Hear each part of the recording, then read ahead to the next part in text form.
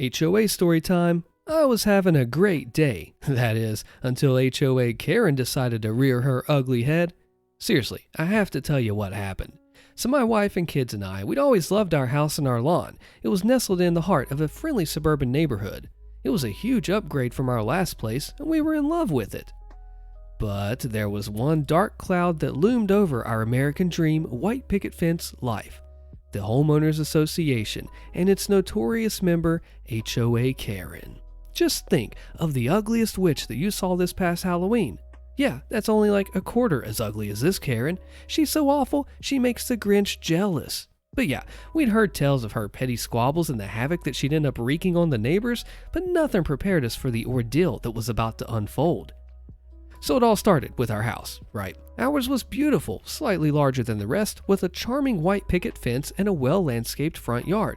It wasn't ridiculously huge, just a bit more spacious, and Karen couldn't seem to handle us being so happy. She'd often peer out of her living room window, glaring at us, as we spent time in our yard. It was kind of unsettling, but we tried our best to ignore her, because what else are you going to do? Well, come to find out, I spoke too soon. One day, as we were enjoying a family barbecue in our backyard, which is grilling steaks, I'm a dad, it's what we do, medium is the best way, right?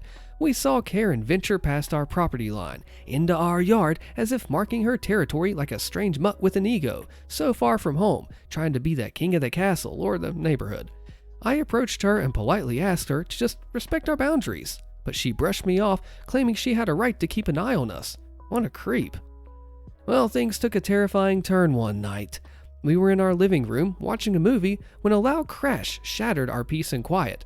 We were startled and we just rushed to the front of the house to find a brick had been hurled through our window, shards of our glass just covering the floor. My family was shaken and anger coursed through my veins. I knew deep down that Karen was responsible, but we couldn't prove it. Determined to catch her in the act, we installed security cameras and replaced the window. We even decided to get a new mailbox, and I just couldn't help but taunt her a little bit. I hope you don't think I'm too rude, but I have to tell you what I did to her. So I told her, Karen, we just love this new mailbox. It's so sturdy and secure, and doesn't it look nice in front of our happy little home? I mentioned it to her during one of our rare encounters, and we watched as her eyes flashed with irritation before she turned away. Sure enough, the very next day, we heard a loud banging outside. Rushing to the window, we found Karen attempting to break our new mailbox with a baseball bat. But what she didn't know was that we had reinforced it with rebar. The sucker took the bait, hook, line, and sinker. The loud clang was followed by her painful scream, and we had it all on video. With clear evidence in hand, we took the matter to the HOA president and consulted our lawyer. The video left no room for doubt. Karen was caught red-handed. The case went to a hearing, and Karen was found guilty. The HOA imposed heavy fines on her, and she was ordered to repair the window and the mailbox that she had damaged. We'd also received restitution for the damages inflicted on our home. Our once pleasant suburban life began to regain its tranquility as Karen was forced to back down. It was a hard-fought battle, but we were able to put an end to the HOA Karen's reign of terror. With her financial penalties and mandatory repairs, Karen was humbled and we never heard from her again. Our neighborhood, once shadowed by the specter of an overbearing HOA member, was free to flourish as a close-knit community. We celebrated our victory, cherishing our newfound peace and the safety of our family. Aunt shows up at my house with all her stuff, tells me she's going to be living with me for a while. So, without getting too political, we recently had an election in the USA. My aunt supported one side, while her husband and adult offspring supported the other side. The election did not go the way that my aunt wanted it to. Aunt proceeded to flip her crap, breaking things and yelling, even going as far as to set her daughter's "I voted" sticker on fire. Her husband called the cops. The cops declined to arrest her for anything, but suggested that she find a different place to stay for the night. This happened yesterday in New Jersey. Fast forward to 2 a.m. today. Here I am, sleeping peacefully in my home with my family over 500 miles from all of that drama. My fence alarm goes off, waking me up. I don't know if it's a bear or a trespasser, so I get my pants on and grab my shotgun just to be safe. Turns out my aunt had cut the lock off of my front gate because she couldn't get in and I wasn't answering my phone. Why does she have bolt cutters in her car? So I safely stow my weapon and ask her what the heck. She starts crying and screaming, mind you, this is at 2 a.m. in a quiet rural community, about how the devil took her family and how they threw her out. And she says that since she has nowhere else to go, I need to let her in so she can stay in my guest room for a while.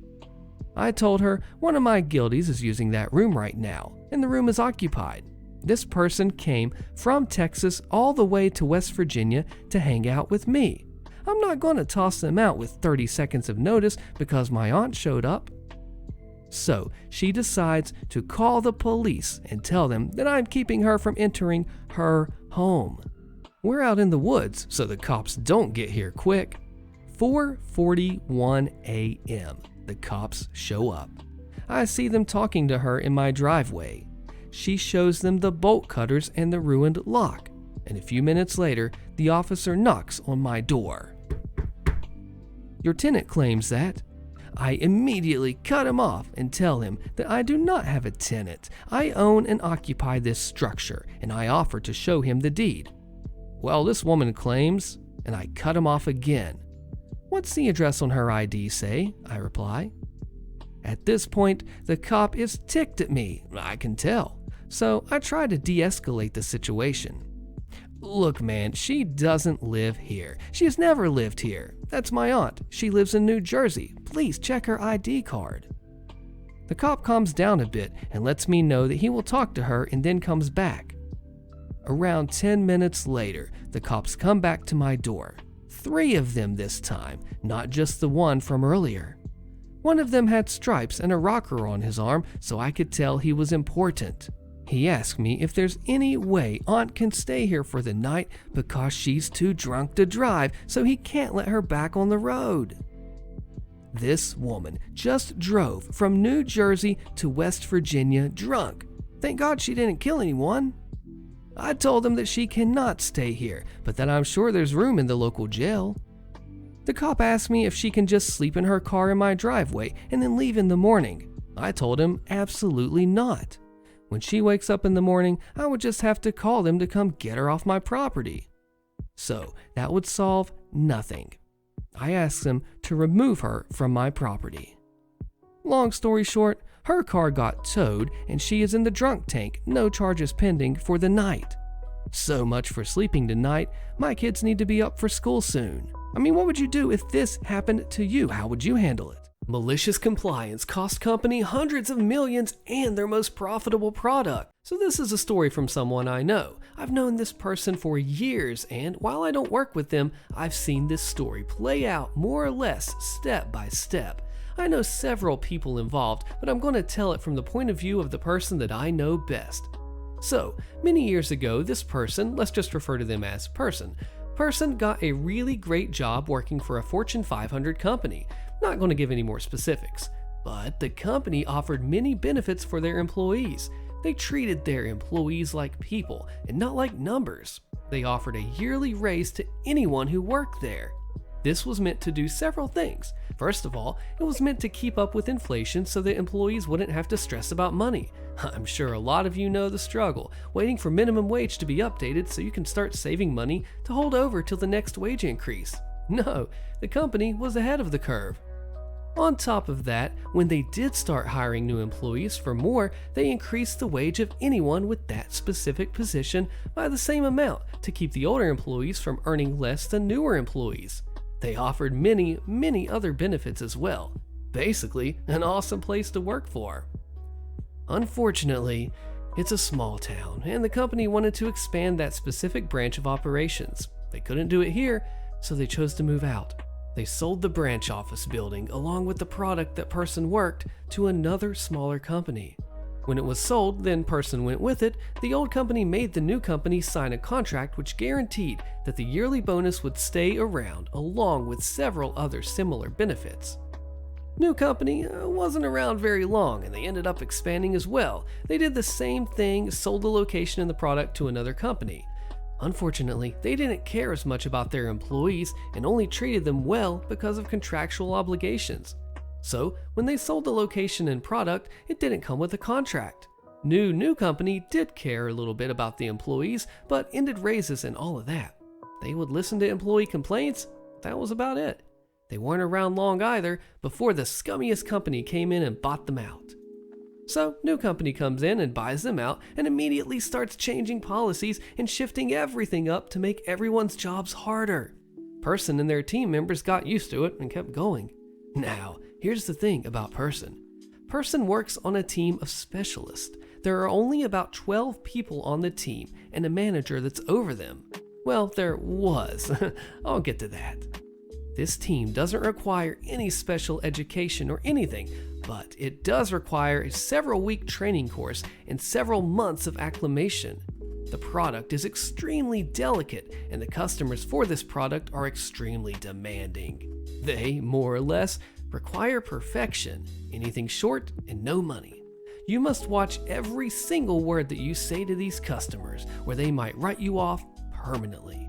However, this is an extremely valuable product, and the company makes a lot of money from it. Or they did, at least.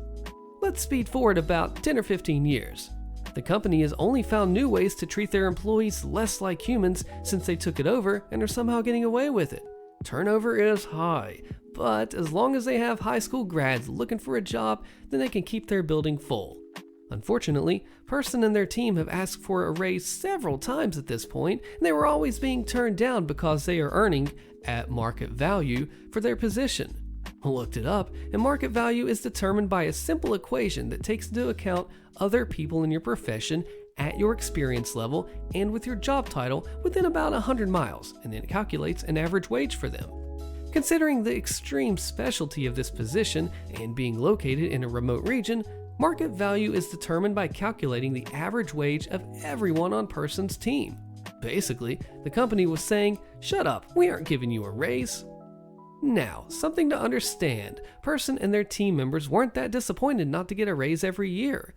However, they were now making only a little more than a new hire with the company. And there are other companies that do similar but less specialized work in the area, but start people out with a higher wage than Person is making at this point. I literally knew high school grads with zero work experience that made more than Person did. Now, at this point, Person has about 20 plus years of experience working this specific product, and the least experienced person on the team had been working it for 12 plus years. The straw that broke the camel's back was an annual investors meeting that was streamed live to the entire company. Person working on a small team was invited to take a few hours off to watch the meeting. It was kind of a reward for them for performing so well. The company shot themselves in the foot with this one though, and it was already starting to go south anyways. They just sped it up a little.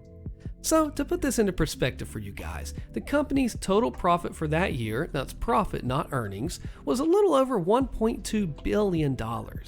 Out of that $1.2 billion, Person's team of 12 people, in a company hiring tens of thousands mind you, these 12 people and their manager brought in about $480 million. That's a little over a third of the company's total profits for the entire year. For those that don't like math, that's about $40 million per person of pure profit. Person specifically earned a little over $60 million alone. The lowest earner on the team was over $20 million. Seeing that they were single-handedly responsible for over a third of the company's total profit for the year, the entire team got together and demanded a raise. The manager actually put that in before they even said anything. Even their manager thought it was wrong. They demanded $20 an hour. They actually only wanted half of that, but since they were being lowballed and completely underappreciated by the company for the work that they did, they put in a higher number. By the way, $10 is about the amount that they would have been making with their yearly bonus had it never been discontinued. As you might expect, the company, being money hungry, came back with the same response as usual. They didn't even try to negotiate. They asked several more times over the course of a few weeks, threatening to quit if they didn't get a raise, and the company basically just said, "Go on, anyone can do your job." Cue malicious compliance. They didn't all quit. Only 3 of the 12, which, if you've been keeping up, would add up to, on average, $120 million over 1 year. But that's not all. Actually, what they did ended up turning out even worse for the company. The rest of the team all agreed to only work their minimum requirements. The company had minimum requirements that everyone had to meet. This team, up to this point, being proud of the work they put in consistently, exceeded the requirements many times over. They would compete to see who could perform the best. The lowest earner on this team often exceeded minimum requirements by 3 times over. At the end of the year, the company had to painfully explain to investors why their highest earning department was now performing at less than half what it did the previous year. They came up with some stupid explanations. They still refused to give a raise though. Instead, what they decided to do was raise their minimum requirements. At first, the team kept up, but eventually, out of aggravation when their constant requests for a raise were denied, about half the team requested transfer off. They were transferred to other departments and replaced with brand new employees, and the most experienced of which had been with this company for about a year. These new employees struggled to keep up with the minimum requirements, which kept getting raised to meet stockholder expectations. Eventually, original members on the team had either quit or transferred to another department, even the manager. This left the team with only new employees who had absolutely no idea what they were doing. They completely alienated the vast majority of their former customers almost overnight. And if that wasn't enough, because they could not meet the extremely high demands of the company, which were still only a fraction of what the original team were performing, they were either let go or transferred to another department and replaced after only a few months on the team. Even hiring several times the number of employees on that team did nothing. When they reported an earnings of $80 million from that team, the company got so fed up with it that they just sold the product to another company for an enormous loss. Unfortunately, this isn't one of those the company drove themselves out of business stories, but I still think it's pretty funny and I like to tell it to all my new friends. I also use it to warn anyone who might be considering going to this company to work. Honestly, you'd think that if someone earns that much profit for your company, you'd at least try to keep them around. Want me to punch in on the work clock? Fine, now deal with overtime pay. Posted by Disastrous Narwhal 926. I, a 31-year-old male, started working for my uncle 2 years ago. He has a company with some business partners of his, and my work is now being directly under him, learning every perk of running the business and also being a personal assistant to him. We settled on a contract in which I'd receive a fixed monthly amount with a bonus of additional salary by the end of every year, and while I had no overtime pay, I had total control of my work schedule. And by total, I meant total, where I could come to the job just 3 days a week as long as I delivered results.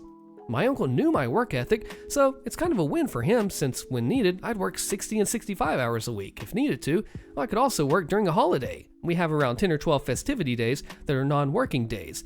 If I were to put it into an American perspective, it's just as if we had over like 10 4th of July holidays during the year. Also, I was available on call nearly 24/7 if anyone needed anything from me related to work. Work was running great until September last year when my uncle took a couple days to travel to another state to meet new clients, and one of his associates, let's call him Gordon, took his role in the company for those days to support some of the roles. Due to having worked a 14-hour shift the day before the travel and also having 2 12-hour shifts the week before, I was dead tired. And well, since we had little to no work piled up, I took early leave the first day he was there and arrived way after lunch the day after, then started working normally from the third day until he came back a week later. He was furious at my attitude, berating my uncle for even contracting me in the first place, since I don't even work full regular hours, and demand among the other business partners, the company has in total 6 owners, including my uncle, that I at least punch in my working hours, and if I don't meet the quota, those would be deducted from my monthly payment. There's a ton of labor laws where I live. Employees have a certain amount of hours required to work each month, every hour short of that is deducted from the monthly payment, and every hour beyond is paid as overtime. Other partners backed up Gordon's claim, stating that I needed more supervision on what I was doing, which my uncle was forced to comply, and his only remark was, since we're doing it by law, it means we'll also have to pay him overtime according to the law. right?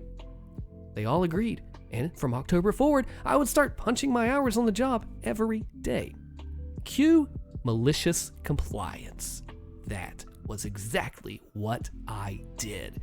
Gordon was expecting a decrease on my pay due to being in the company at least my busy week since I arrived, when in fact I usually pull a crapload of overtime. Also, if they need to call me after I left, they have to punch in the hours from the moment I left until I finish the call, resulting in free overtime pay.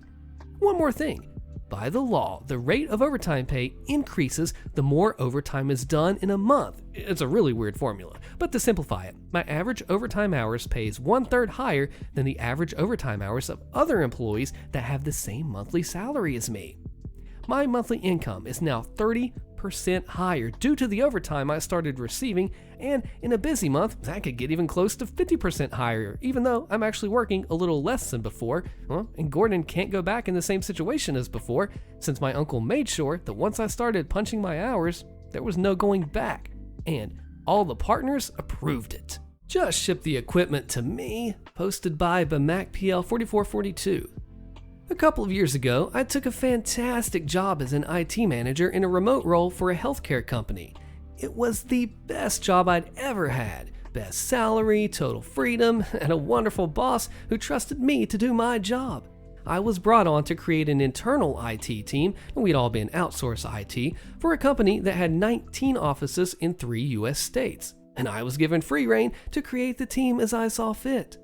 I hired a great sysadmin for both our California and Missouri markets, and I served that role for Alabama.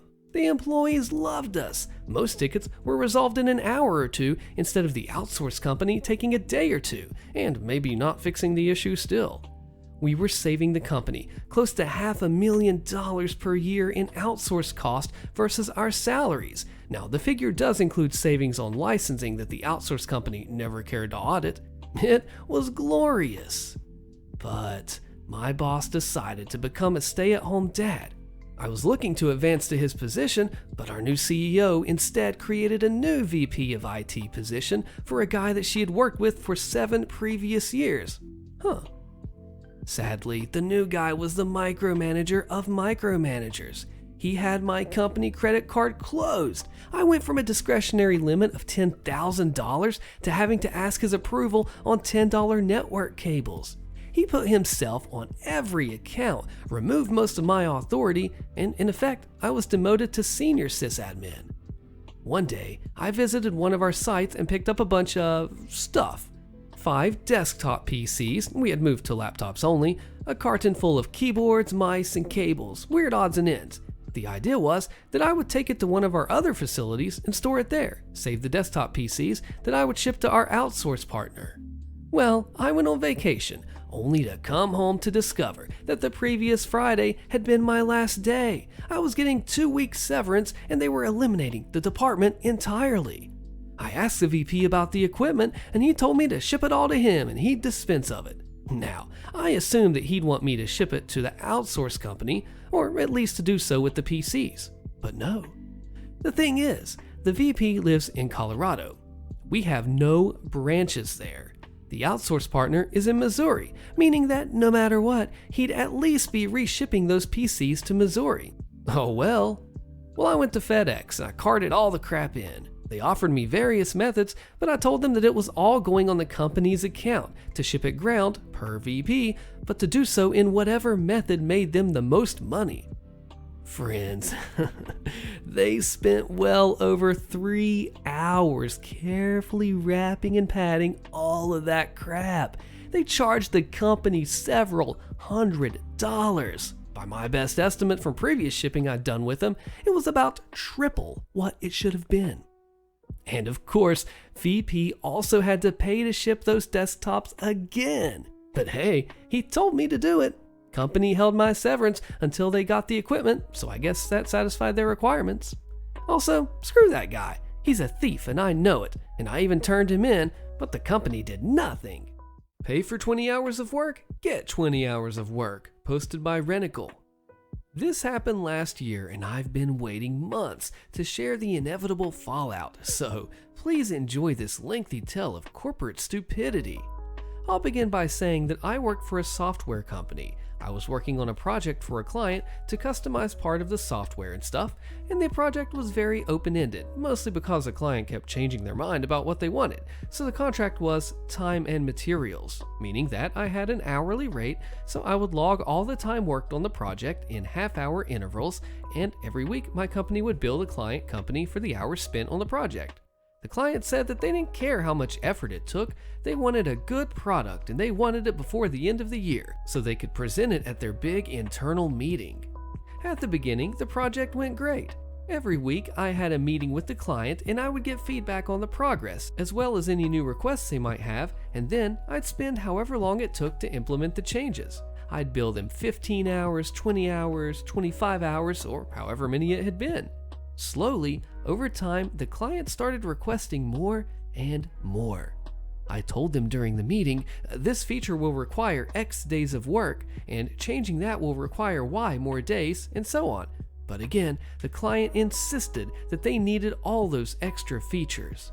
They also complained that the project wasn't advancing quickly enough, and insisted they needed the project completed before the end of the year.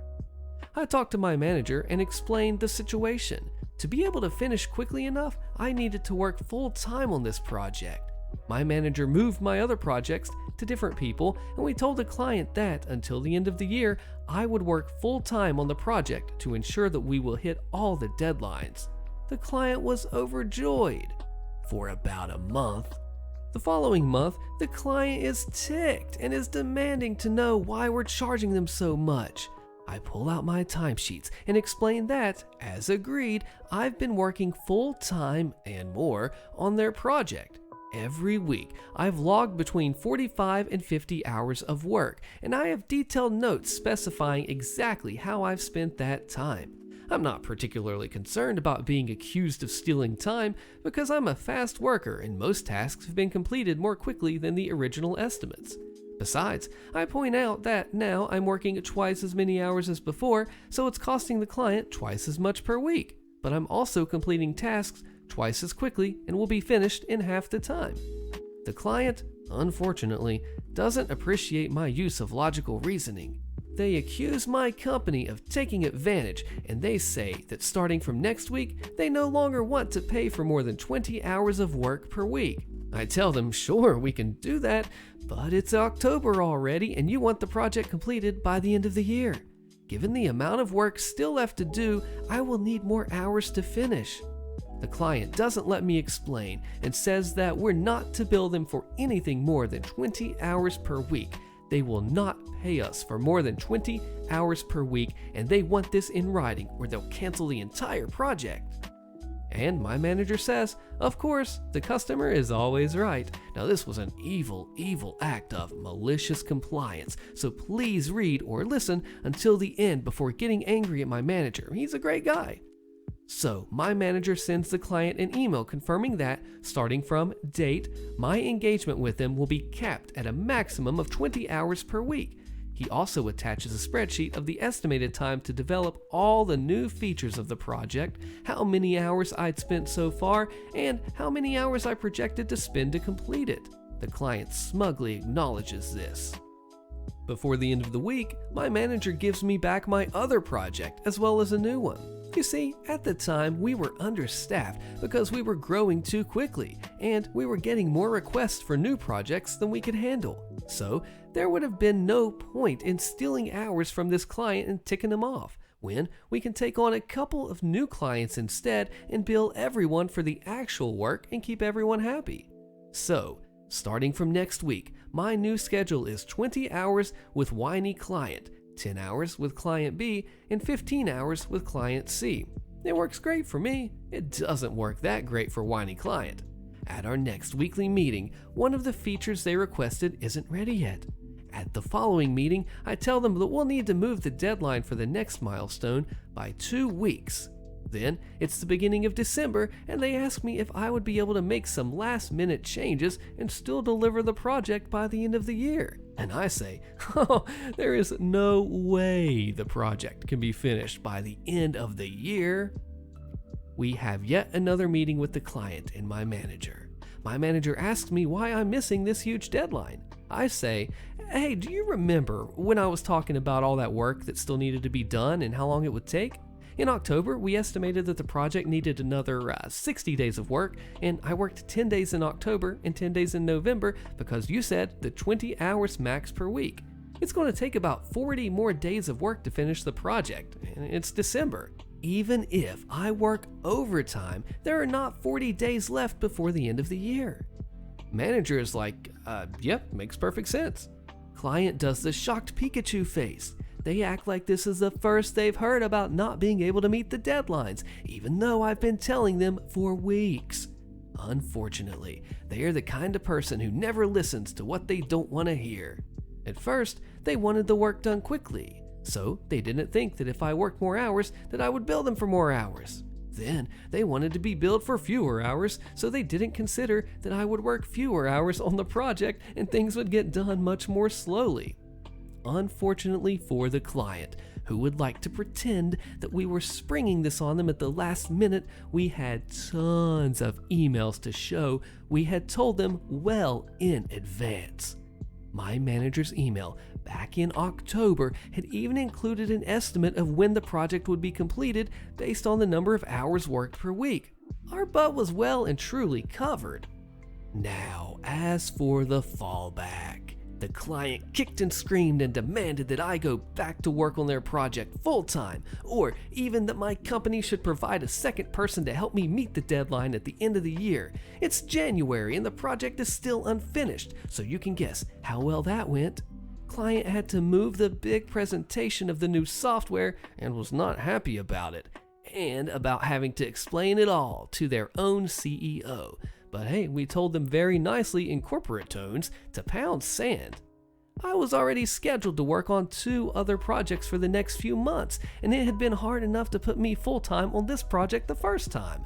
My manager is not going to leave another 2 clients hanging, especially not to please whiny client who keeps changing their mind and threatens to cancel their contract every other week.